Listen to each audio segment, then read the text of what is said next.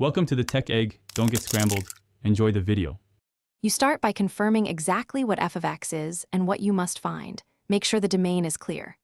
Once done, identify whether you are evaluating f, a, or solving f x equals k or f x equals 0. Then, simplify any obvious algebra first, expand parentheses, combine like terms, because reducing complexity early prevents mistakes later. Make sure to note forbidden x values and rewrite the function in the simplest form you can. This first cleanup sets up the rest of the solution.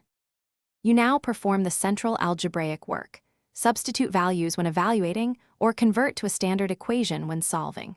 Once done, factor polynomials, clear denominators by multiplying through, and isolate x using inverse operations. For exponentials, take logs. For radicals, square both sides carefully. Make sure to test potential solutions against domain restrictions and original equations since extraneous roots can appear. If factoring fails, apply quadratic formula or numerical methods. Stay systematic and check each step. You finish by verifying every candidate in the original expression.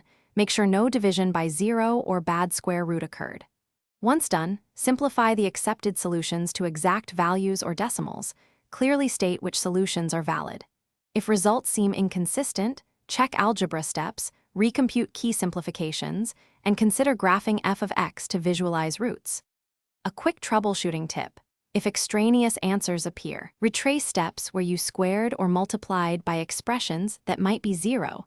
Those are common sources of error. Thanks for watching. Consider subscribing if I helped unscramble your problems.